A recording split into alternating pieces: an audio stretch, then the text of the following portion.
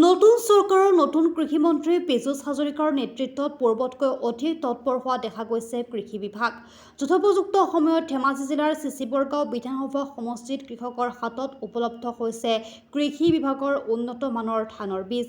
প্ৰাপ্ত খবৰ অনুসৰি ধেমাজি জিলা কৃষি বিভাগৰ দ্বাৰা চিচিবৰগাঁও সমষ্টিৰ 186 গৰাকী কৃষকক উন্নত মানৰ বীজ বিতৰণ কৰা হয়। ইফালে এই উন্নত মানৰ বীজ বিতৰণৰ সময়ত ধেমাজি জিলা পৰিষদৰ সভাপতি ভূপেন চুতীয়া, দক্ষিণ ধেমাজিৰ জিলা পৰিষদ প্ৰণীতা গগৈ, জিলা কৃষি বিষয়া কৰ্মচাৰীসকলৰ লগতে উক্ত অনুষ্ঠানত মুখ্য অতিথি হিচাপে অংশগ্ৰহণ কৰে চিচিবৰগাঁও বিধানসভা সমষ্টিৰ বিধায়ক জীৱন গগৈ।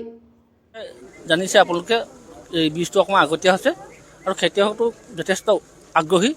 তেখেতলোকে এবাৰ নিশ্চয় আমিও কথাটো কৈছোঁ যে খেতিটো ভালকৈ কৰিব লাগে আৰু নিজেও স্বাৱলম্বী হ'ব লাগে।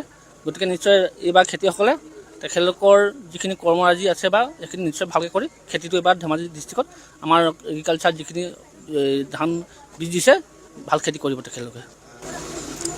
এতিয়াতো বৰ্তমান খেতি শালি খেতিৰ দিন, গতিকে শালি খেতিৰ ব্যৱস্থা এগ্ৰিকালচাৰ বিভাগে যত্ন লৈছে আৰু সকলো ৰাইজকে যিখিনি আগ্ৰহী তেখেতলোকে আগবাঢ়ি আহিছে। তেখেতলোকে বীজ দিছে আৰু অনাগত দিনত আমি যিখিনি বাম খেতি বা কৰিবলৈ আছে সেইখিনি আমাৰ কৃষি বিষয়াৰ লগত কথা পাতিছোঁ আৰু নিশ্চয় আমি কৃষি ক্ষেত্ৰত জোৰ দিবই লাগিব, কাৰণ আমাৰ ইয়াত 90% মানুহে খেতিয়ক।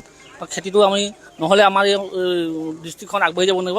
গতিকে মই আশা কৰিম আমাৰ কৃষি বিষয়াৰ লগত সদায় আলোচনা কৰি তেখেতলোকৰ লগত সহযোগ কৰি যাতে খেতিয়কক আমি যিখিনি দিব পাৰোঁ, আমাৰ চৰকাৰীৰ পৰা যিখিনি সাহায্য দিব পাৰোঁ, তেখেতলোকৰ খেতি কেনেকৈ ভাল কৰিব পাৰে তাৰ ব্যৱস্থা কৰিবৰ কাৰণে মই কৃষি বিভাগৰ লগত কথা পাতি আছোঁ আৰু আমি নিজে ফিল্ডত গৈ সেইখিনি ব্যৱস্থা কৰিম।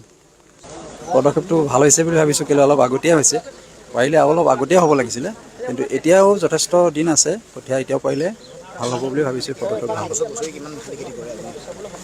মই বিশেষকৈ 15 বিঘামান কৰোঁ শালি খেতি কৰোঁ। উৎপাদনটো আমাৰ এইখিনি 10 জেগাত ভালেই হৈছে, ভালেই হয়। তাৰ